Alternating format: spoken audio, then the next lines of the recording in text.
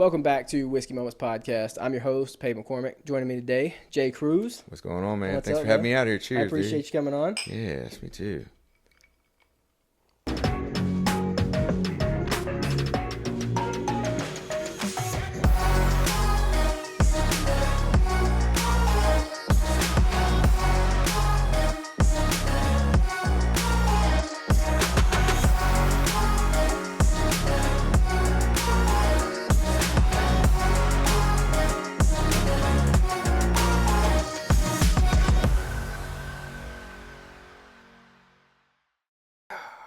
It's beautiful right there. I think you're the second person that's had Four Roses. The first person actually has had it on the podcast, I think, drank Row 94 first. Oh, really? And then had never had Four Roses, so they tried it after it. And I think that the mixing in the glass was not a good thing for them.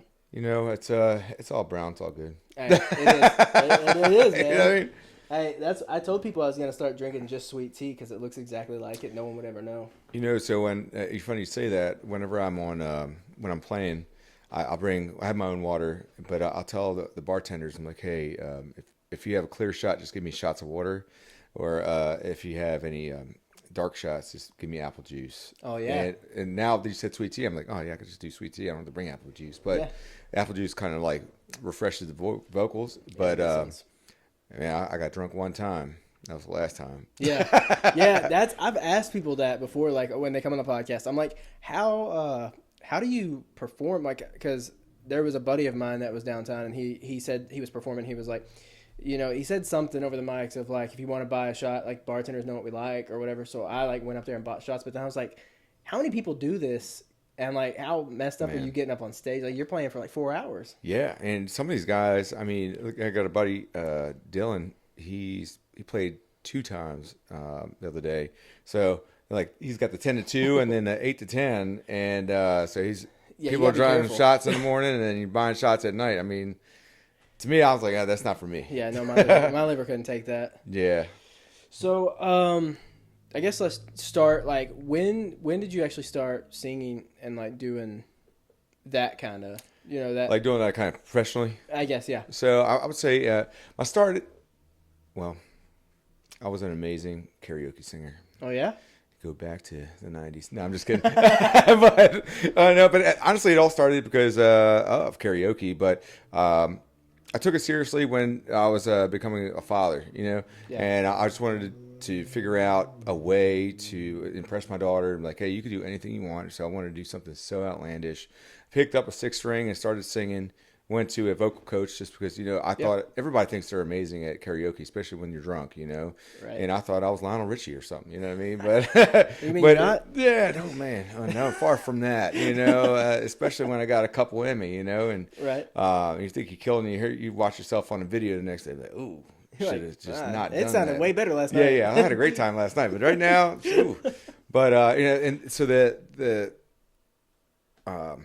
vocal coach, she was like, she had enough confidence in me within 3 months. She was like, okay, I want to put you on my showcase, and I sang 3 songs, and I remember like I was strumming the guitar, and I was like, oh man, I just forgot the words, and like, you know, like I practiced this dang song like hundreds of times, right? And I just opened my mouth and it came out eventually, and that was the fastest 3 songs. So it'd be like 12 minutes, felt like 12 seconds, you know.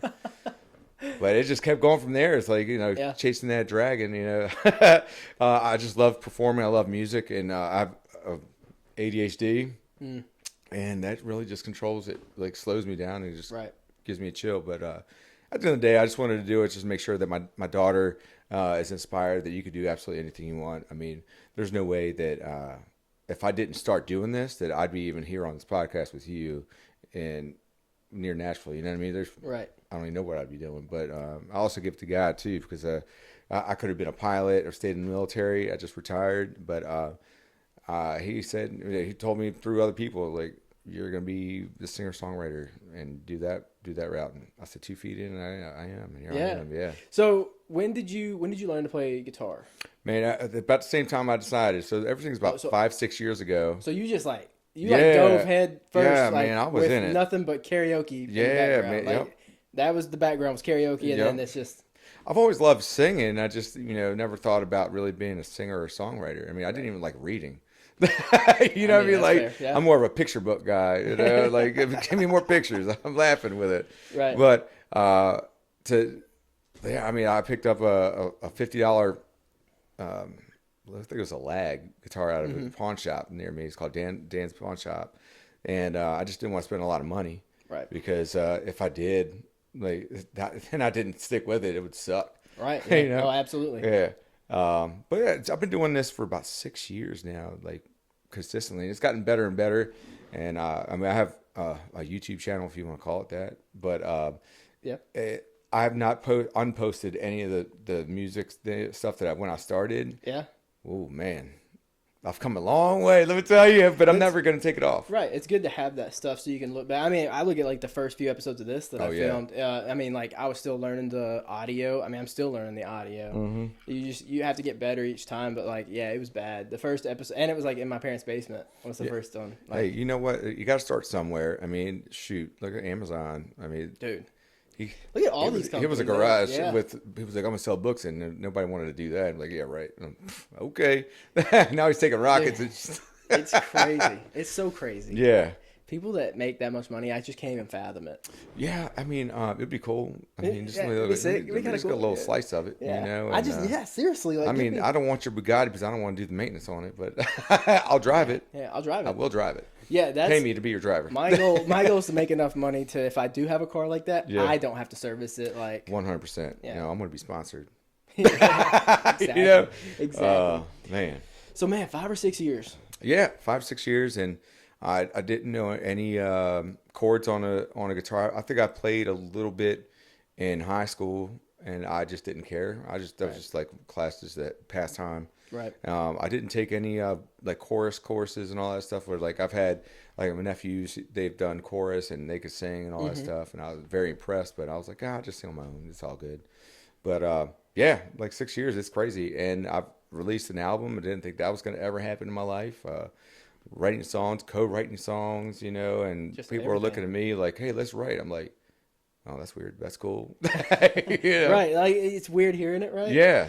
So you said you were military previously. So first off, like, thank you for your service. Oh, man, it's always a pleasure, man. Always so a pleasure. What branch? So I had a couple. So I started off in the Army. Okay. It was active duty. Then I got out and went Army National Guard in Maryland, and transferred to the Air National Guard in Maryland as well. I didn't even know it was a thing. Yeah, yeah. So it's like it's a secret. So it's like Air Force style. Yeah, it is Air Force. It's just like the Army. You know, like everything has a reserve. But so the biggest thing between like the Air Force reserves or the National Guard, the National Guard is state funded, and the reserves are federal funded. You know what I mean? So, but the thing is like, you can kind of control your career in the military, especially in the National Guard. Like if you want to do full time, they have full time positions in there. You just apply like a regular job, but it's not a regular job. You know what I mean? Right. You're in the military, but then you also could be like a federal employee. Right. But if you wanted to move, you just apply it to another state and apply for a job there with that, and you can still go that way instead of the military like, hey, you're coming with me, you know. So.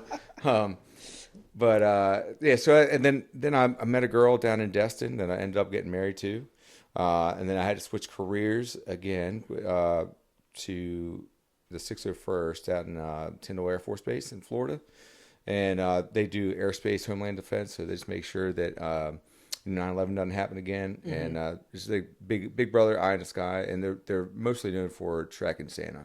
That's every year NORAD track Santa. That was where I was working at. Yeah, that's sick. That's pretty cool. But like my favorite part of my military career was working on airplanes. I was an A-10 crew chief.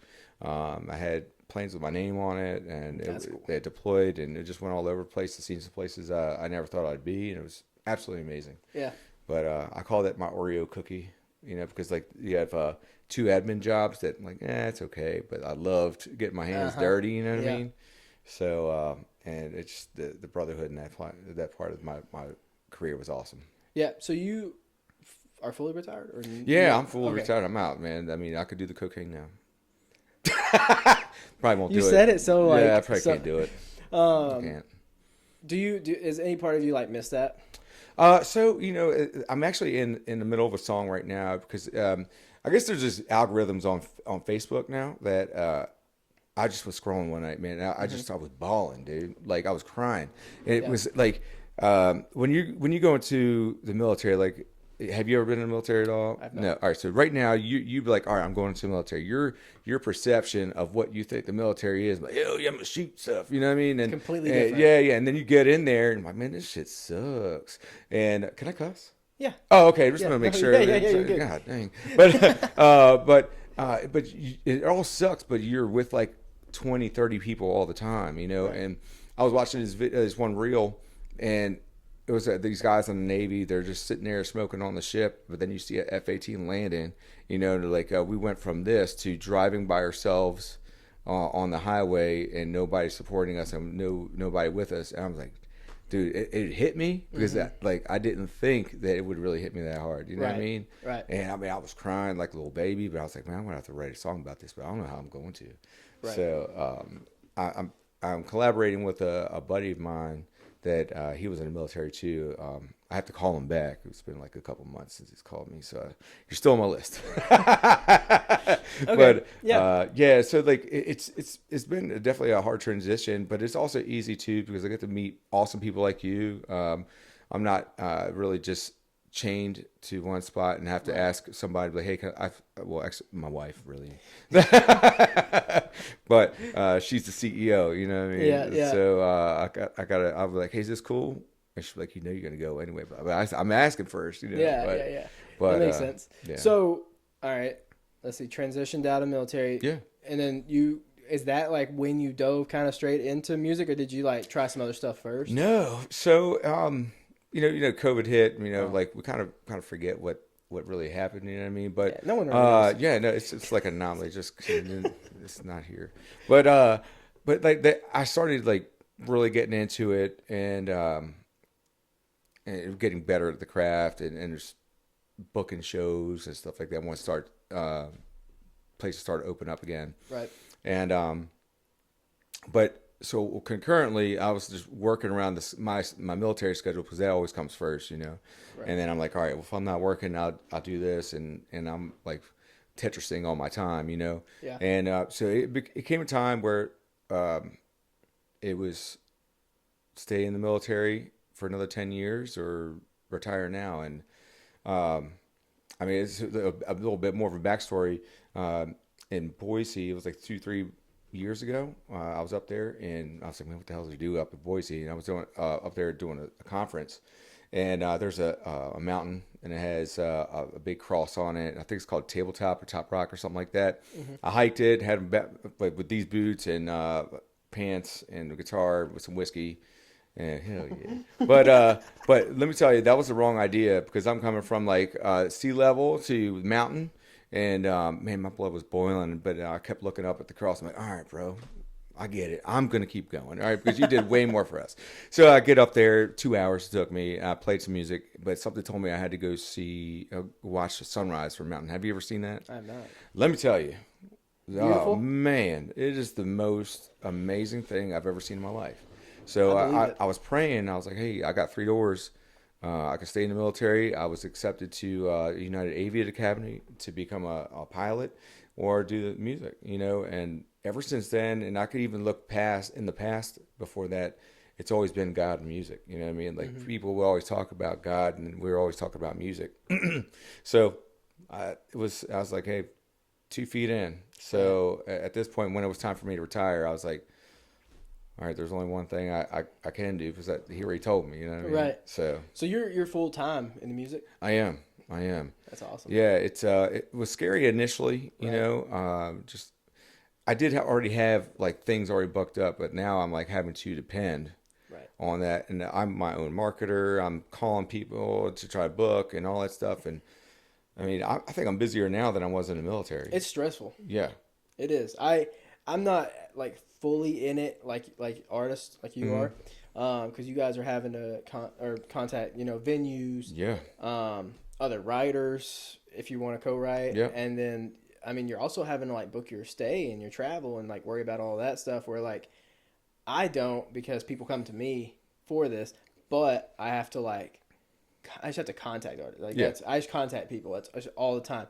which is good because there's a healthy like rejection, right? You know, where people like either will read the message or they just don't see it at all. Right. I chop it up to usually that their social media is handled by someone else. Oh and, man, yeah. You know what I mean? When I first started it, I was messaging people like Tim McGraw, Jelly Roll, like with 500 followers, trying to get hey man, you know, on there, trying to get them on, and I'm like, these people don't even look at their DMs. Hey, you never know. That is true. I did send like an insane amount of DMs to people at one point in time that were high up there on the following count, and I'm like, man, if any of them ever just opened the message, that'd be enough right there. But yeah.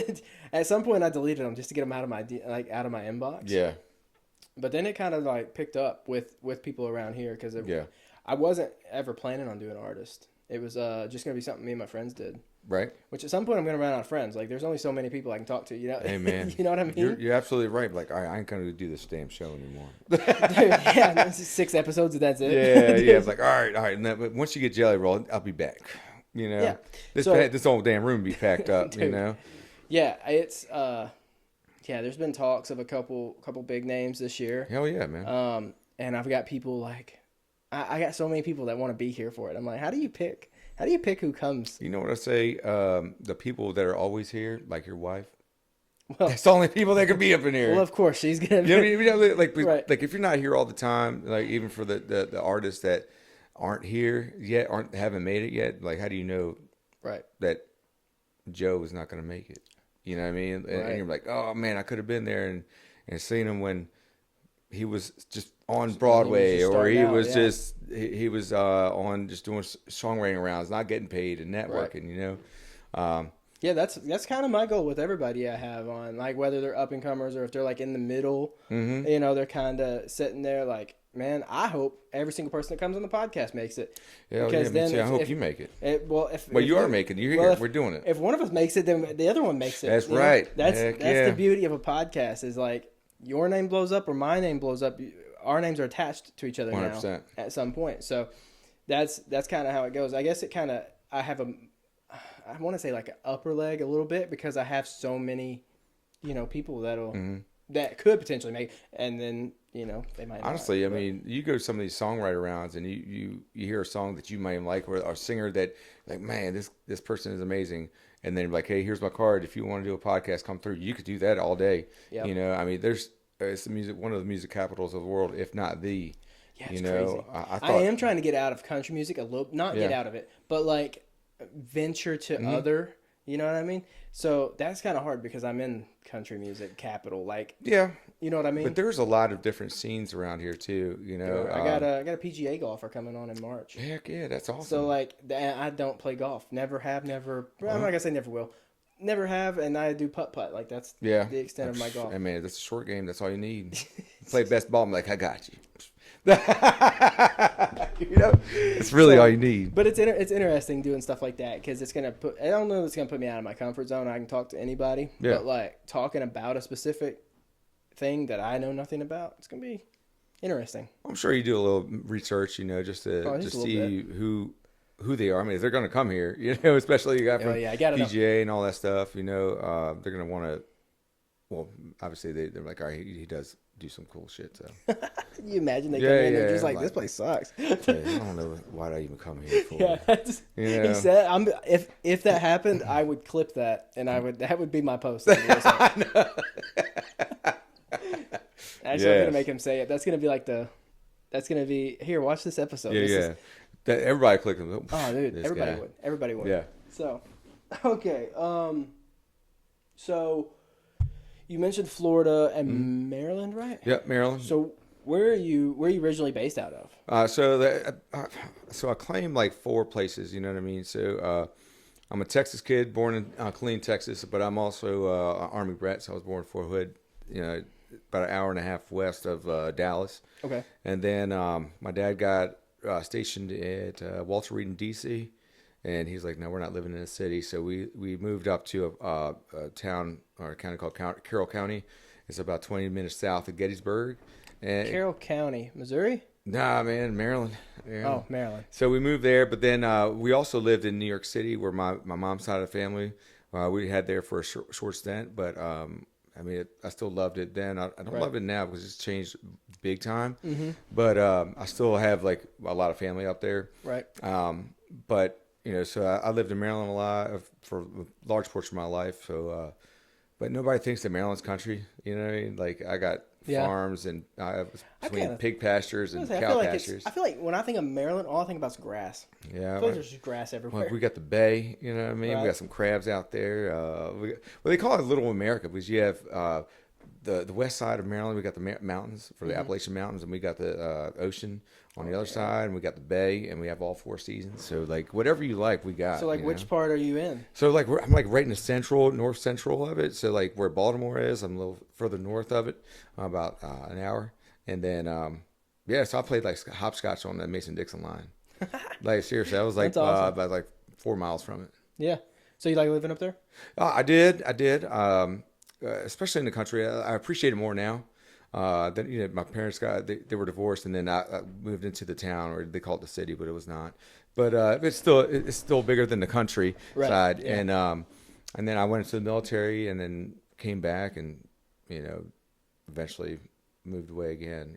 So I've been in Florida for about almost 10 years now. Okay, so you're in Florida now. Yeah, I'm in Panama City Beach, Florida. Panama City. Yeah, man, I love that spot.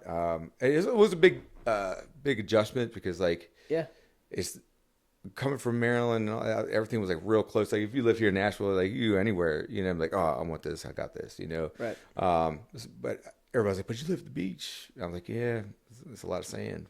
It's a lot of sand. But yeah, I love it down there, and I've gotten accustomed to all the things, and I don't want to make it where I used to be at, because then I would never go back to it. You know what I mean? To go visit, other than friends, Panama City, man, we were just down there last year. We stayed at right outside Panama City, 30A. Mm-hmm. Yep. I didn't realize that's what the place is called. Yeah, well, they call it 30A, but that's just because the road is called Route 30A, right?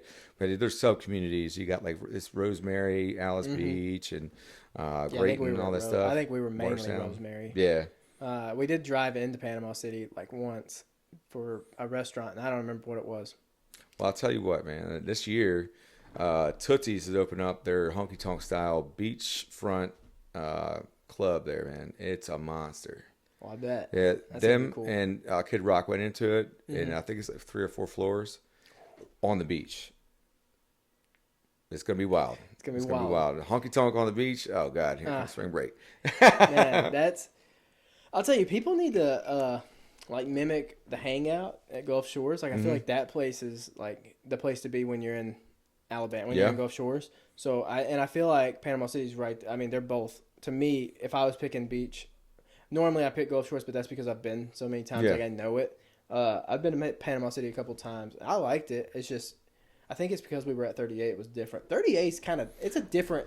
Yeah, you gotta have vibe. That's a lot of money there, and 38 was crazy. Yeah. When we pulled in, like the whole week, I was mesmerized because all I saw were these kids in white shirts. Telling you, man. And like they were riding bikes, and like they're not really like skateboards, but like something like that. Yeah, the scooters and stuff like that. Yeah, oh yeah, the hoverboards. But there were no parents around, and I'm like, what kind of community is this that kids are just running around the streets? And that's where like the Truman Show was filmed too. Really? Yeah.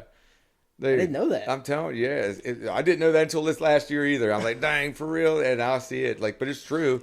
You got kids up and down, just living everywhere. Life. And I'm like, this is not how the rest of America is. Like, no, that's crazy. It is not. Like, I was like, this place must be really nice for it to be happening like that. Extremely nice. And I didn't see very many cops. Like, I saw a few, and they just sat there and watched 38 the whole day. Yep. I'm like, it's wild. I mean, I would say that's another secret for Florida, but it's like the Hamptons, but better.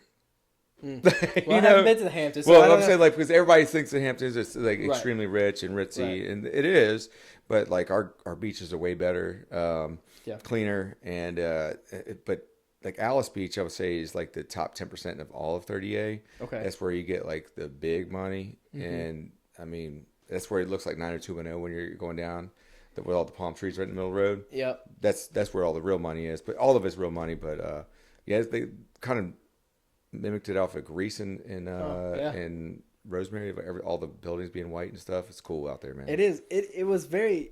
intriguing. Just Yeah, it's to see definitely it. different. Yeah, it is. I liked it. I mean, like I said, I haven't been down there. Last year was the first time in like probably 20 years. Yeah.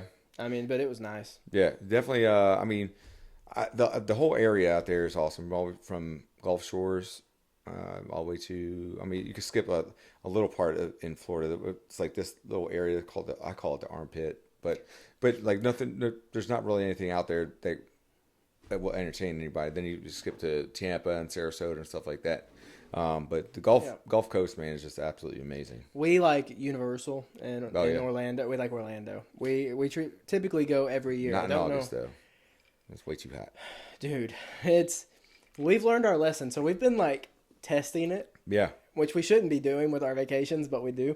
So like the first year we went to Orlando, we went in mid-September or early September one. Yeah. And I was like, it's still too hot. Yeah, like, it's way too hot, man. Way too hot. So, but my wife had never been, so we split and did half Orlando, half Cocoa Beach. Yeah. Didn't like Cocoa Beach either. Not the kind of beach vibe I was thinking it was. It's like everybody was there for the rocket, the thing that. Oh yeah, the SpaceX stuff. Yeah, everybody was there for that, and no one was on the beach. I've never been to a beach that nobody was at. It was very odd. Yeah, that's I think there are areas like you go there and you take cruises. Yeah, that's where that's a cruise port. That's right. There, like I'm going on vacation from this vacation spot. The only people we saw were surfers. Like there were surfers out there, and like then me and my wife, and I'm like, this is wild. We're just like watching these people surf. Yeah, you might as well just go down to Miami for that. That's what we should have done, but I didn't do enough research apparently. So or you could have just went to St. Pete, which is way better. See, people were talking about that. St. Pete is awesome. Yeah. That beach is. I mean, it's the same beach we have here in Panama City Beach. It's you get a little bit more urbanization, so you got a lot more going on, clubs and restaurants. I'm a big food guy, so like I want more options. You know, I don't want everything fried. You know, that makes sense. So now, like living in Panama City, do you know like all the like good little spots to go to that like that tourists per se won't? Yeah. So like I would say one of my favorite spots. For Cajun food, I mean, a lot of people do go there. I play there every Monday, though. But it's called Dat Cajun Place. And they're from Louisiana, the owners are, and they were displaced from Hurricane Katrina.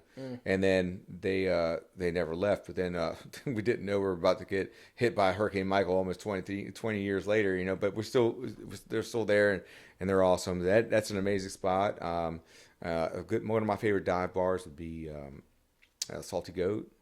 They have really good like just bar food, and their bands are also always phenomenal there. Yeah. And I would say, man, I don't really want to say it. Yeah, you don't need to give out your places. I know, man. But one last one, man. You got to check it out. It's called Funland. It's the oldest arcade there. And I hate that they updated it because before it was like retro 70s grungy. Yeah. You know, and they were like, oh, we're going to make this nice. I'm like, we just kind of. It was nice. You kind of just made it nice. Like, if you're going to do it nice, you might as well do the whole damn thing. Right. It's like, you can't just put a nice looking counter on, like, oh, it's good. You know? But it's still, it's been open since the 50s, you know? And so they'll have like ice cream. They got their food there. And then you got beer there too. So you can play. Kids can play, you can play, and then drink beer too. That's awesome. Yeah, that's three places you could probably catch me and find me at in the wild. Yeah. So they actually do like let you perform like kind of like downtown, or it's more of a calm down version? Yeah, or? So like when you're going downtown, I mean, dude, the music is loud, you know, and they're trying to fight each other to try to get everybody in. Now, and it's their bars. I mean, they do have food, but everybody knows they're honky tonk bars. People are going to be drawn in by the music. Now, people are drawn in by the music, but they're also going to be drawn in by how good the food is too, because it's a restaurant. You know, I'm sure you got restaurants out here in this area where they'll have live music. It's just ambiance, or you know, when the person's good, everybody might stop talking and pay attention. But most of the time, people go there, they're hungry. You know what I mean? So they're listening. You know, and so a lot of times I don't take it personal because I know they're hungry because I'd be hungry too.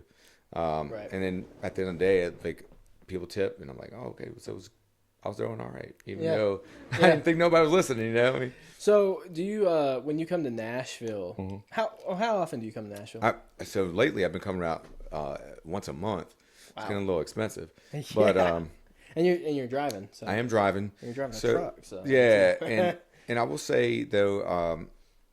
Like flying would be quicker per se, But looking at the whole timeline of it, like if you want to get there an hour before the plane takes off, then it's a hour and a half or hour flight, and then another hour after, and then you got to get a car. And by the time you're done, I'm only saving like 2 hours. Yeah, that's true. You know what I mean? And honestly, it's probably more expensive. I mean, I don't know what it would be. I don't know what the gas price would be, but I mean, honestly, so not too bad. I got a 36-gallon tank on that thing, and so $100. How far can you make it? All the way there. You can make it all the way? All the way. On one tank. On one tank. I had a 16 2.7 with like a 20-gallon tank, and I had to fill that sucker up a couple times. And now I got this 3.5 with 36 gallons, and I was like a little scared. I was like, man, 36 gallons is a lot, but I just don't have to stop. That's nice. Yeah, I'm just like, all right, hell yeah, that's awesome. That's nice. I filled up a little bit here just to get around, but from Panama City Beach to here, I was nothing. It's actually not that bad of a drive either. No, I mean, you know what's worse? What? Same amount of hours, but from Panama City Beach to Tampa or Orlando, because it's so flat and just boring.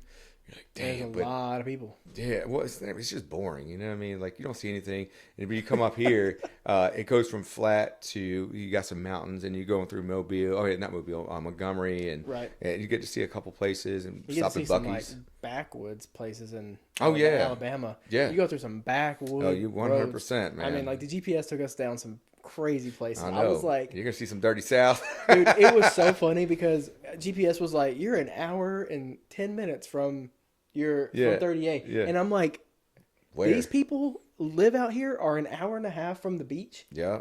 And I'm like, I told my wife, I was like, we could probably live out here for cheap and be real an cheap. hour and 10 minutes from the beach. Yeah, but ain't nothing else around you either. That so was you can still... I was like, we ain't living out here. That'd be a good, just like having, if you had a couple, like 10, 20 acres of land, you could probably use it as hunting, but the deer down there are real small. Are they? Hell yeah. That sucks. They're small, man. They're like just big dogs. I mean, that makes good meat. Yeah, I mean, but still, I mean, like, but like, I see these you're people, wasting your tags on it. Yeah, I mean, I see these people out in Texas. I mean, they're getting giants out there. Texas and Oklahoma. Yeah, they do. I wonder how many of those, when people post and their deer are that big, I'm like, you think they're on conservation or something like that? Yeah, I'm like, is this like, are you paying for that deer? You know what I mean? Like, everybody's paying for their deer, but like, did you actually do the work to like bring that deer in? Right. You know what I mean? Did you farm the land? Not that I per se did that. Like, we have I say we lightly. My dad and all his buddies, they have a lease in Missouri that we hunt, and it's like almost 1,000 acres. Oh damn! So nice. It's big, but also like, I paid for that deer, but they work over, they do everything every year, and I'm hoping this year I got back into it. I fell out of hunting bad, probably in college, didn't really do it anymore. And then last year, 2 years ago, I went, didn't see a thing, but kind of reconnected with like just being in the woods and like having that was nice. And so then this year I was like, I'm going to force myself to go. Like, even if I don't feel like it, I'm going to buy this hat. I'm going to go. And I went, and it was so much fun. And finally got me one. So now I'm like back on the board. Yeah. So I told him, I was like, this year I want to buy a couple cameras. Like, we have like 15 game cameras, but over 1,000 acres, you ain't going to cover nearly any of it. So I was like, I'll buy a couple cameras and maybe a stand or something. They were like, I think everybody's going to buy a stand, and we're just going to go throw some up. Oh, yeah, that'd be cool. See what happens. So, yeah, dude, I mean, 1,000 acres, that's pretty good. It's a pretty good spot. It's in Missouri, so like Missouri has decent deer. Yeah. They're not. I mean, they're not going to be small like what we got in Florida, man. No, I'll show you the biggest one that was killed on our lease. It was this past year. Basically, my second dad's name's Jason. He got him like right at nightfall, dude. It was damn. They called him Skyscraper. Yeah. For a reason. That's wild. But I was like, man, I'm sure that rack was probably big as hell. Oh, dude, everybody was chasing him. So the game warden for our county is actually my little from my fraternity. Oh, cool, so man. What fraternity are you in? I was Cap Sig. I'm Teak. Okay. Yeah. We had a Teak at ours. So he was my little, and then we also went to high school together. Oh, that's cool. So he just became the new game warden of our county. And I was like, maybe you should come out to camp and meet everybody. Yeah. I was like, so he knows their faces if he sees them out. Yeah. And so he came out, and it was the night that he killed Skyscraper. Oh, that's cool. And he looked at him, and he was like, this is the biggest deer I've ever seen in this county. And I'm like, That's saying something. That's cool as hell, though. Yeah. To have your fraternity brother and your little be the game warden out there, shit, man. That's nice, isn't it? That's real nice. We ain't gonna say why, but we know. Yeah, we ain't gonna say why. But no, that's cool as hell, man. This year, I've been wanting to like consistently go hunting, and I've always told my friends like, hey, I want to go hunting, and I just never go. But this year, actually, was my first time going. You rifle or bow? No, I did bow this time. It was on a crossbow. I got a couple friends. They hunt about like 13,000 acres, but they do crop damage. Oh yeah. So they can hunt all year round. So I'm not gonna say who they are, but they said if you take something else with you, we'll make sure it looks like an arrow. Because that was my first time. But I mean, I was still out there with the crossbow. It was just cool. And I had my buddy. He was one of my best friends. Where we were just sitting up in the tree stand, just talking, and it was really cool to connect because he just recently lost his dad, and we were just talking about that stuff. He's like being out there in the tree stand. That was his first year hunting without his dad too, and to bring me on, I think that's pretty damn cool. Yeah, I know because me and my dad have hunted together, not like side by side, but just hunting in the same area. We have hunted side by side for years. I don't know that I'll ever be able to hunt once he's gone. I don't know if I'll ever be able to. But well, I don't know, man. You might. I don't know. You have any kids? Not yet. You want kids? I got a dog. You got a dog? See that dog? We do want kids, like I'm kind of pet that dog. But like you have a son or daughter and you want to go take them hunting. I mean, that'd be the time to do it, reconnect with that, and it'd be emotional because like the guy, one of the best friend I was with, man, like he's a big dude, and you don't really see this guy really cry at all. Like I saw some, I was like, man, just let it go, man. Right. And he started, which was cool, but. Well, if you ever want to hunt in Missouri, you just let me know. Man, I'm ready. I'm down. I mean, I'm out-of-state tags are expensive though. That's the only thing that sucks. Well, man, I got to pay them too. I don't have anybody in Tennessee that I hunt. Yeah. Hunt with. I'm trying to get a few. I'm sure we can find somebody. I'm sure we can. So, but yeah. I was maybe I could use some of my my military background to maybe get some discounts out there. Yeah, too, you might be able to. Yeah. Cool. I messed up this year, so I don't hunt archery. Like I've shot a bow, I just don't have the patience for it. I like to be able to shoot them really far away. Yeah, I'm just good with a rifle. Oh yeah. To an extent, don't have patience for it. So I got click happy online buying my tags. I accidentally bought out of state archery tags first, so then I had to buy the gun tags, and they were $280 a piece. Dang. Yeah, so that one deer that I killed with the gun tag, I said this is the most expensive. Deer I've ever killed. I wonder if could you have sold them or sold them back? No, they have a strict no refund policy or exchange. Dang. Yeah, so then my game warden, buddy, was like, I wish you had told me. I said, dude, I texted you the night that I did it. And I was like, you must not have read that right. Yeah, you definitely didn't. You didn't get back to me. Yeah, you should have got. Let's go back to college, man. I was about to say, you know what? You're my little. We're getting ready to pull PIN number on you. Yeah, man, that's crazy. No, man. That's funny. All right, we'll get back to music. Yeah. All right. So you did mention you put out your first album. I did. About a year ago, January, right? Yep, January 24th, I think. So it's been over a year, and how was that? That was, Was it like was it nerve wracking? I think it wasn't as well, yes, and I say yes and no because like I had the album done in December, and I was like, I'm just gonna release it on December 25th. And just make it be a present to everybody. Like I'm not everybody's presents to everybody, you know what I mean? But right. One of my producers was like, why would you do that? You're just gonna lose money. I'm like, why wouldn't I? He's like, well, everybody's still listening to Christmas music. Nobody's gonna be listening to your album that you want. Everybody's like mid January, late January. That's when everybody's like, all right, we're done listening to Christmas music. So I was like, oh man, I really want to release this music, and there's still some songs on there I wish I just gotten better at, but I was like, you know what? Let it out there. And even though it's not the best I think that I could have done, it'll still show a progression and throughout. And then now I'm working on my second album. I've gotten almost halfway done now. Yeah. How do you feel about like from your side, like releasing albums versus like singles? So, I asked good old ChatGPT what I should do.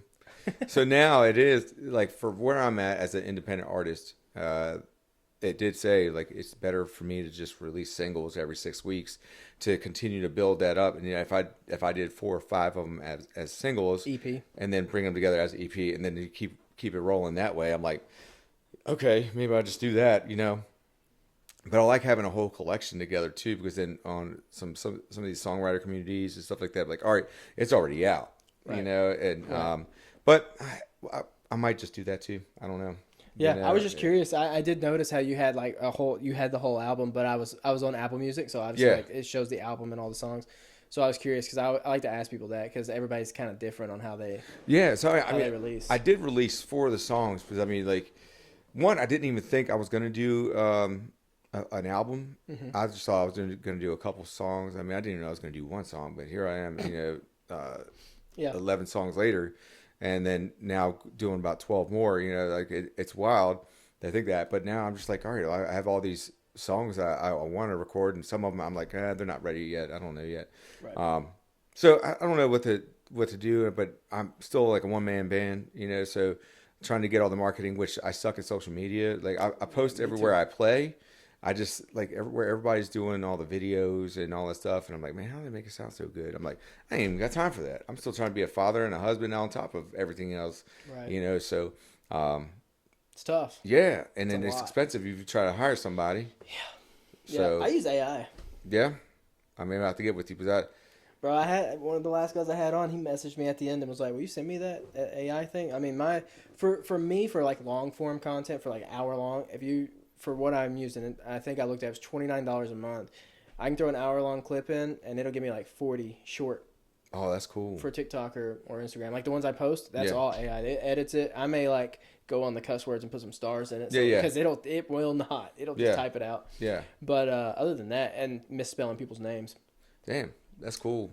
But it's I've seen some other stuff where I could take my picture of me, put it in there, and put my song in there, and make a video.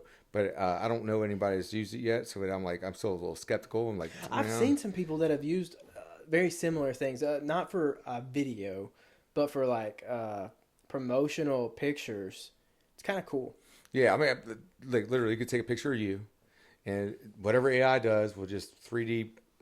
It would be you walking around singing, and all That's it looks so exactly like you. It's your photo, It's and so I'm crazy. like, that is wild, It is wild. That's meta in real life, Dude, it's so crazy how technology is advancing. I mean, yeah, and it's kind of scary. I mean, yeah, and now I'm trying to start using AI as a tool, like as an assistant, because like if I could have it do like short form videos and all that stuff for like everything, I don't have to, and I can start promoting my songs a little bit more and get a little better that way. But I mean, I don't know what I don't know, so I'm trying to figure it out on my own, Right. and which is just a learning process. It's just trial and error at this point. Yes. And it's tough. It kind of sucks because you just want to be like, right there. Like instant you gratification. I wanna want this now. It's Right. JG Wentworth. know. Dude. 877 cash now. Yeah, I want my money. I want my money now. Damn it. Man, that's a commercial. Ain't I know. seen Like, I mean, I'm telling you, you still remember that shit. What great marketing. It I need was, that. It was. I actually made a JG Wentworth video on Vine. You remember Vine? Yeah. I made it on Vine, like whenever Vine was out, and I heard that they were bringing Vine back, but I was really? like wondering, like, if my logins, like, It if might. if those Probably. videos are still there, that's be cool. disgusting content because I was like 10, 12. Oh, well. I mean, I might still use it, but it Yeah, it'd be cool. it was bad. It It could was be cool not to make good. fun of yourself, though. I like rang my own doorbell That's funny. and was like, "You want cash now?" It was bad. Yeah, that's funny. It was so bad. All right. So you said you're working on new music. Yep. So when could we possibly expect, a song out? Yeah. So I got a couple songs already kind of just done sitting. I'm trying to figure out what song to release. I got a good heartfelt song called "Better Than Me." It's about like a kid, and specifically it's like a boy and his father. Like it's more of a song to my dad where like I don't want to be like my dad, but ended up almost just like him, and then you kind of miss him.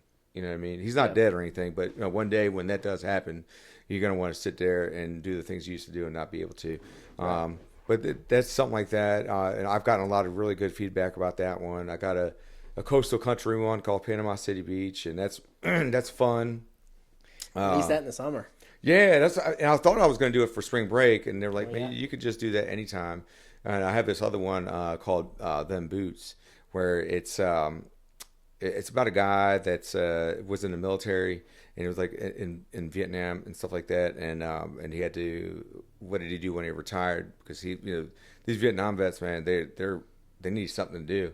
Right. So the story I've told is he went and bought a ranch and traded his combat boots for cowboy boots, and then leaving boots for his son or his cool. family. Yeah, like you can still walk in my shoes. You know what I mean? Yeah. So that one, I mean, and I just wrote.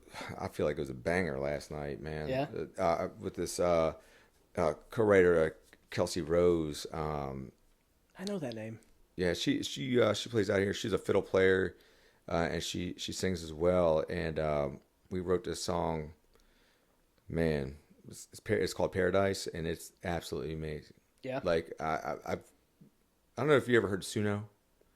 So that's another AI app that I use. Okay. Yes, I've heard of it, but So I use it as a tool. I don't release my music on it, but I get ideas from it. But it's all my music. You do a little memo, you play, and it'll ingest it, and it'll throw out like if you want drums, a steel guitar, and all that stuff, a male or female lead singer, and all that stuff, and it'll come out with the song, and I'm like, oh yeah, that's really cool, and you might like the timing. You may not, so I use it as a tool. I'm not gonna be like, oh yeah, I'm just gonna release this now. right. Yeah. But yeah, so it's just hard to try to find a song to release. But I think what people want me to release is Them Boots. I've gotten a lot of extremely good feedback about that one. Awesome. Yeah. So okay, going back because I have bad ADD apparently. Yeah, me too. When you come to Nashville, is it mainly for rights? So I come up here. It's networking, but I'm usually trying to record. Okay. Or songwriter nights, and then I'm trying to network with other songwriters to write. So the one thing that does bring me up here is like the songwriting rounds or to record. So then I have that, and I build everything else around it. Right. And I still have a couple friends out here, so I go try to say that hey to them, but they know that I'm busy. You know what I mean? So I'm like, hey, I'm working. So if you want to, if I'm going to come see you, it's probably going to be for like 10 minutes. Like I went and saw my friend at Rippy's yesterday, and he's like, yeah, come on up. And I was like, all right. I get there, I'm like, all right, man, I only got 10 minutes. After I gotta go. You know what I mean? So I was like, you're lucky I'm here. But but yeah, I mean, like, the more people I write with, and the more people I meet here, I feel like I'm just trying to become one of those daisies in the concrete, just cracking out, But yeah, I mean, I love coming up here because I mean, just so many people that you run into, and you just learn so much from, Right. Yeah, absolutely. And then I want to take that, like one of my buddies, Stevie Montz, I wrote a song called "Gets to Me" to my daughter. He got me. He was my first start. He's like, "Oh, come on stage, man!" And I got on. He brought me on stage, and I sang a couple songs, and then kept going. And like people like that, I want to do that for other people too. Like, hey, come on stage, man! I don't care. That's cool. Right. And I always want to pass down my knowledge too, because I've had supervisors in the military where they think their knowledge is their power and they don't share it. I think that's stupid. I agree. You know what I mean? Like, pass it down because you're going to be done one day. Right. So yeah, and the whole idea of like having a competitor in this is insane because like everyone's trying to achieve the same thing. Yeah. Like no one's gonna. Well, I'm not gonna say no one's gonna step on your toes because it can happen in different ways. Yeah. But for the most part, everybody just wants the same. They do. End goal, like if you were down here permanently, I'd say you'd probably have a better chance of people stepping on your toes because people were fighting for gigs downtown. Yeah. 24/7. So I feel like those people may be, but I don't know that advances your career the way you want playing gigs downtown. Yeah. When I met the guy, he introduced me to my first producer. His advice to me was stay off Broadway if I want to make it. Right. And it's always stuck with me, and I'll go there to say hi to friends. You know what I mean? Right. And I think playing at every great once in a while. But I'd rather go to like the local, right? Live Oak or stuff like that, where like it's a little bit more songwriter. And you could, I mean, everybody's gonna be still doing some covers there, right. But like you'll hear these songs that you're probably gonna be hearing on the radio in the next couple months. Right. Yeah, it's crazy. Yeah. That's where Nashville's wild. Like you could walk into a bar one night and see someone, and dude, like 2 weeks later, you're hearing them on Sirius XM or like being announced for the Opry. Or Yeah. like something crazy. Dude, it's crazy. Nashville's wild. Yeah, it is wild. Who did I just see that was man, Will Mosley. So I've seen him. I don't know him like very well personally. I've seen him in passing at Live Oak, and he's really good friends with my buddy Riley and Gage, and he went. I want to say he came in second for American Idol, wow. and he's touring around, and I'm watching one of these reels, and he was doing a tour of the Grand Ole Opry, and he's like, and they're like, oh, would you like to come back? And he's like, yeah, anytime. They're like, all right, well, we have this date, April something, that at 6:00. Are you want to sing? And dude, like, that's awesome. He's a big dude. He's like 6'4", big country fed dude, and man, I would have been crying too, man. Because he was very emotional because that's anybody's dream to get on the Opry. Everybody loves it. I like watching those videos where they announce it to people that they're playing because they get emotional. Yeah, I mean, you got to watch it. It's like, oh man, Will Mosley, good job, man. It's crazy. It's crazy. All right, so I do would you rather questions. What's that? I do would you rather questions for people. Cool. I'm gonna hit you with one. All right. All right. Cool. All right. Would you rather fight a squirrel that steals your lunch every day, or a pigeon that poops on you every day?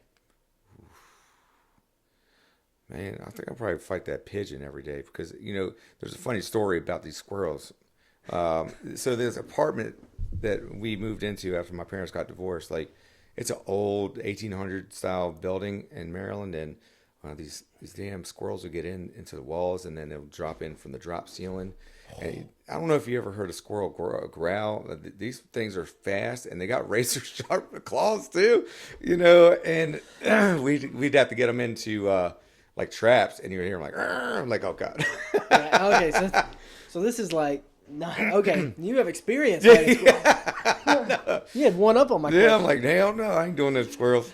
All right, cool. So jumping back into music, I know you mentioned. I think you said cousins or nephews. Does anybody else in the family play music or do music full time, or any? So my brother does do. He does EDM stuff. He produces a lot of EDM stuff, and but later on, my mom actually told me, she's like, hey, your dad, he wanted to do music. I'm like, no, I didn't. Like it's funny how like you think you know your dad and you don't know anything about your dad, and then you go like, so you liked music? He was like, oh yeah, I was a great singer and I played guitar. I was like, what?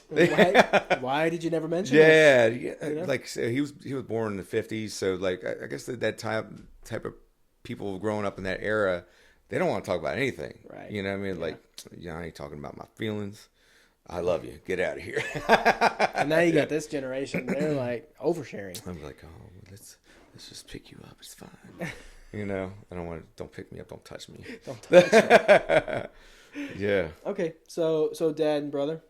Yeah, my dad, brother. And then I have a couple uncles, like my uncle, Raymond. He's a DJ up in New York City, and there was like a whole, like, almost becoming a man, but you're not, it's just like I was at the clubs at 12 in New York City, helping them load up like equipment and stuff like that, and we'd be getting out at like 4:00 in the morning, and it was wild. People were still like, ooh, they were on some stuff back in them days, and yeah.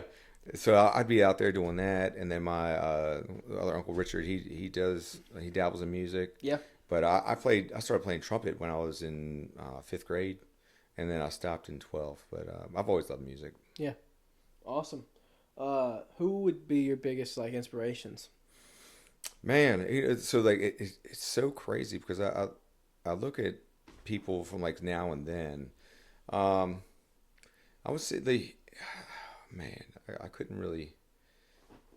I know like for somebody current that I look up to their grit and their strength is Jelly Roll. Mm-hmm. You know what I mean? Because like I didn't grow up like him. I wasn't in and out of jail, but I could have been. And like I was really close to being that way and living that life. And but like the way he's turned it around, and then he's also giving back. Like I really love that. And I really look to him, and I'm like, man, I really love that, what he's doing. Man, family. My uncles, my dad, and But another music guy. Who'd you like? Who'd you grow up listening to? Man, Tupac, Biggie, Really? Wu-Tang Clan. Yeah, I would have never thought I was. In the country? Hell no, I did not like country. If you'd have seen me back then, I would not like me. I wouldn't. But but the '90s was crazy, man. Oh The yeah. 90s was Well, crazy. I can't say. Oh yeah, I was born in the '90s, but Yeah. But I mean, like, dude, I feel like you had the best like of everything almost, and it sucks. Like I feel like an old man saying it, like, oh, the '90s were great, the best music ever. But like, I feel like now that you look at it, like, there's not even rock and roll anymore. Like, what happened to it? right. It's so weird. It's so weird how like it feels like a genre just fell off. Yeah, like all And I know it it's has melting. it sounds weird. Almost sounds like mean saying that because I know No, there's but it's people out true. here doing it. But like, yeah, it is true. I mean, like when you got Metallica and Rob Zombie and everybody still touring, and they're grandpas. You know what I mean? Like, you don't have. We just talked about this. Yeah, too. you don't have a 19-year-old, 20-year-old rock group out there like Nirvana back in the day. Right. You know, like there's nobody. Motley Crue. I mean, like they're not that big out here. I mean, Right. I know you got what's it, Greta Van Etch or something like that. Exactly. You know what I'm saying? Like, it's I know. crazy. They are a rock group, but I mean they're not yeah. what it is. We what it just was. saw Motley Crue a couple years ago. I actually just talked about this on the last episode too. We saw Motley Crue, and I was like, I told my wife that we should go see these groups because it was like Motley Crue, Poison, Def Leppard, Joan Jett. I was like, we need to go see them because this at least we could say that we saw them live, and we may not ever get another chance to see these people. Right. Well, we got to see Motley Crue was the final set, and I was like, this is not good. Like, it's not good at all. And then one of the lead singers of either Poison or Def Leppard, I can't remember which one, it has like some sort of diabetes, I guess, or something, and he had like low blood sugar or something. He ended up in like no, he didn't even perform. He ended up in the hospital like before the thing, and they canceled their set. So like we didn't even get to see one of them, and I was like, that's how you know, because like, I mean, that could happen to anybody, I guess. Like, you know, you get up there. Yeah, but when you're younger, you're pushing through. You know what I mean? When you're younger, you're playing out there in 110 degrees and your shirt off, and you're drinking alcohol, and you're fine. But but like they didn't even perform, and no. So it's just crazy to think about stuff like that. But like honestly, out of all of them, I thought Joan Jett was the best one. Yeah, and it's crazy. Like they're all old. I mean, when I watched Rob Zombie at it was Thunder Beach, they used to have a rock concert there, and I was like, man, Rob Zombie old as hell. Why the hell is he wearing Skechers, dude? Wait, I mean, it's Rob Zombie. You know what I mean? Why? There's no way. It definitely, man, he's wearing grandpa shoes. Like, this is not the Rob Zombie I remember. Like, he would be wearing some crazy ass boots and all that stuff. Right. But I would also say like the influences Aaron Lewis. Love Aaron Lewis, man. Yeah. Like I grew up listening to Stain, and I still love. I've followed him in country, and then back into Stain, which is awesome. And then I mean, like musical. A little bit of Johnny, and then Elvis, and then like the Temptations, man. Like I love a lot of R&B because like all that just meshes up in the country anyway. It's right. It's all storytelling, and I think I would say if you'd asked me what was my favorite genre when I was growing up, it's probably going to be R&B because I could relate to some of the rap stuff. I probably could have related to country stuff. I just didn't want to. Right. But like now you listen to some of this music and I'm just like, I really don't know what you're saying. And I think everybody doesn't understand what you're saying. Yeah. But it just sounds cool, just listen to the beats. But country, I mean, like there's still storytelling, you know what I mean? And you got people like Lainey Wilson, like she's a huge inspiration too. Like the way that she works, man, and just recognizes everybody is absolutely amazing. And I'm trying to think of like an entrepreneur that like, I couldn't even really think about it. Like any sports people too. I've had so many people that I just couldn't. Right. Yeah, that makes sense. Yeah, but so now I'll put you on the spot. If you had to do a Mount Rushmore, all time, right? So you get 4. Who are you going to put up there? Oh, just specifically country or just your all time great? Yeah. Oh man, all time greats, man. Now we're getting wild here. Shoot. Like mine was all country, but that was just let me because like I started getting into country about like legitimately 15 years ago, so I do have one guy on there that's very new that I absolutely love. Would be like Cody Johnson.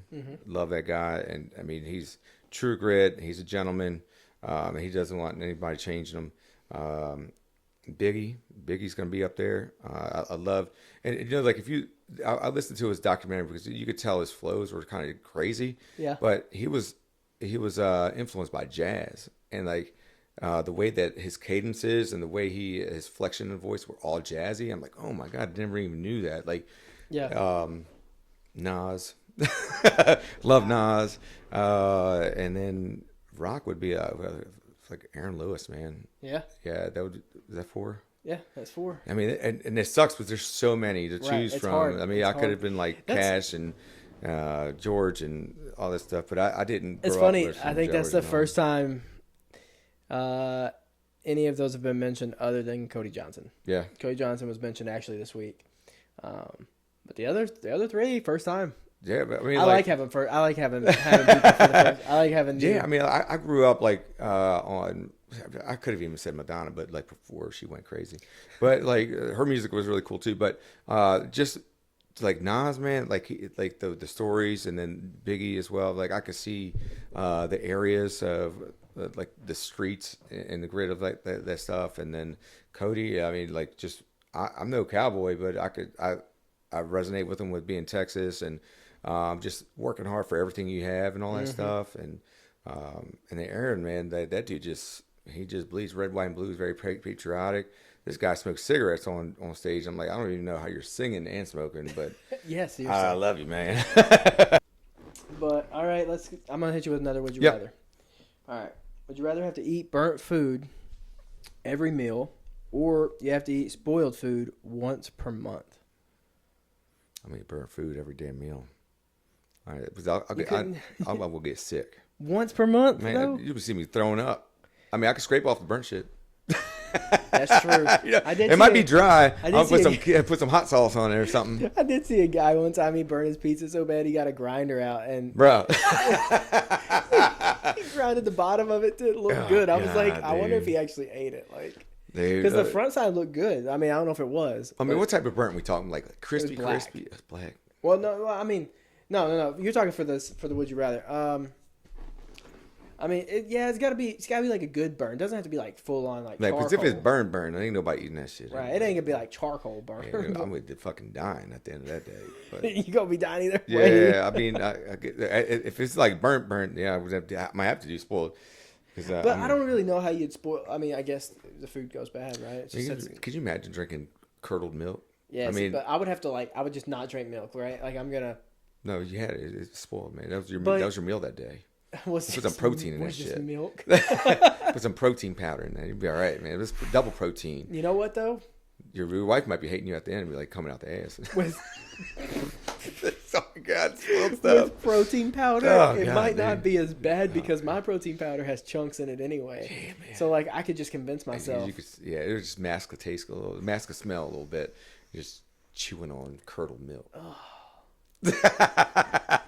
It just sounds nasty. Sounds horrible. I really don't know if I could do it. Yeah, it would be bad. I have to eat spoiled food once per month. Yeah, it all depends. It's like the same meal, right? You know, like what are we talking about here? What type of spoiled food? Has it been in the car all day or a week, and you open it up and it's got like fuzz on it? Oof, right, man, I don't know. You gotta eat cheese, fuzzy cheese. Oh man. I don't know. Or you gotta eat like ground beef that like expired, like it's like brown. You know, it's not. Oh man, that's not real. They just, I mean, this is a collagen that you know. No, dude, it has a different smell. Oh, okay. Like when you go to like the third party grocery stores, like the Dollar General and that stuff. You know, that meat. Yeah, that's what it is. You got to go to Dollar General and make dinner. You're like, oh man, this little puffy today. That's all we got. That's rough. Oh man, we got a gas station supermarket up the road. It's called Rainbow, and my buddy Chris is like, oh yeah, they got the best steaks in there. I'm like, I went in, I was like, hell no, things look like fucking like thin as hell and not red ever. Steaks at a gas station. Gas station, man. Yeah, he had to cook them up, you know. I've bought some sketchy things at Dollar General. Yeah, but meat's not one of them. Bacon is like as far as I'll go for Dollar General. I mean, it's a lot of salt in there, so you can't mess that up. Well, you got to make sure you look at it, what it looks like, because I can actually see it. Right? Oh, you yeah. can see through the clear packaging. So, like, as long as it's still, like, bright, we're all right. Yeah. But, like, I've also got milk, and it goes bad. Like, it goes bad quick. It does. Milk does go bad quick. But you know what? You talk about like all the preservative stuff. I think milk is probably one of the last things. But I'm sure it still has preservatives, but one of the last things that actually goes by quick. I just saw this thing online, and I tested it too. The bread, like the Nature's Own bread, like it said expiration was like a month ago, and there's still nothing growing on it. But like maybe 2 years ago, I mean, it was moldy as hell. Like 2 weeks after buying it, it was like, what happened? I don't know. Also, well, like probably after a month, the bread starts to get a little hard. You know, it gets harder. But it used to mold, man. Yeah, it did. That is so. We're in the Matrix. Ground beef, the ground beef that I buy from Walmart I buy the leanest one they have. Yeah. And it's like super red, you know. Yeah. And then if I'll go to Publix or some other place, get the ground beef, and it tastes different, and it's the same red, but I'm like, dude, the Walmart one definitely has more preservatives and like all kinds of weird stuff in it, but I like the taste better. And I don't know if they do that on like I don't know how they do it, but like I can cook both, and there's a different taste, but it's because the one at Publix is probably healthier. Probably. They probably grind it right there, yeah. And I'm like, I can't do it. They probably put on some other stuff in Walmart. They probably are. Hey, I don't know if you heard about this stuff with the Epstein files come out. They said they put the children in there. They ground up the children and they spit it out in the sausage and stuff, man. No, I was like, no, man, look it up, man. It's out there. I remember seeing something about I'm not to bring up the Epstein file, but we're getting in it now. But I do remember, like, right when COVID happened, someone found on Wayfair's website that you could actually ship a piece of furniture with a child in it. And someone posted on social media, and I was like, there's no way that's true. And, like, it was like $1,300. It was, like, the most expensive piece of, like, a cheap piece of furniture. That's that pizza. Uh-huh. You know what I mean? That code words are crazy, dude. I want sausage with cheese. Oh, God, don't even joke like that. No, like, what? I'm like, what do you mean? Why order from Wayfair? You know, it's crazy. Why did you spend $1,500 on a stool? That is crazy, man. So, I remember seeing that, and I was like, there's no way that's true. And then, like, now... Like, it's all coming out. Question everything. Like Cat Williams came out with started that stuff big time, but everybody was talking about Epstein before. But like when when Cat Williams started talking about everybody, and then Epstein came out, like, oh God, this is wild, man. It's actually crazy how many people are mentioned, and you know what's crazy? I don't think everybody that's mentioned did something bad. Yeah, they're just in there. Like we could have been there just walking by them or just being the same thing. Like, oh, yep, J Cruz. How is that documented? How is it documented? Everybody that was in eye contact of Jeffrey Epstein. I'm sure they were watching him, man. But like, why are you watching everybody around him? I mean, maybe watch everybody that walks up to him. I don't know, man. It's crazy. There's a lot of questions need answered. Yep. And we're probably never going to find out. But and I don't have enough clearance for that. So don't come looking for me. You know. All right. Last question I have for you. If you could tour with anyone, who would you choose? Who would I tour with, man? Who would it be? I don't know if I want to have a lot of fun or I just want to take it serious or how far I want to go. You know, like, Cocaine, Tyler Childers, I would go tour with him. I would do that, but he's straight and narrow now, so it's not going to be fun at all. But it's crazy. Like you've seen the Cocaine Tyler Childers. I mean, everybody loves Cocaine Tyler Childers. Let's see. Oh, man. There's a couple friends I'd like to do. I would just like to tour with right now, like Riley and Gage, and they have their friend as well. I don't know them very well, but Chase Baker. Like these guys are coming up. They've been doing it longer than I have. But like if I was to do somebody big, man, it probably would be. It's a tough question. It's probably Cody, man, because I'm going to be exposed to a whole lot of stuff, you know. That, and then I do like Muscadine Bloodline. I could learn some of their harmonies. Yeah, that'd be cool. They have like me down here, just like, all right, I'm just gonna open up for y'all, and then that would be pretty cool. Yeah, then you have Muscadine Bloodline. Who would be like an opener? Who would they open up for, man? This is I'm going on a whole damn tour right now. Shoot, man. Who's on the up and up? Who would Muscadine Bloodline open up for? Stapleton? Yeah, but Stapleton's not opening up for Cody Johnson. Oh, you're wanting okay, so Cody's the headliner. He's the headliner. And then below him someone, and then Muscadine Bloodline? Yeah. Ooh. That's tough. Maybe like Chris Jansen.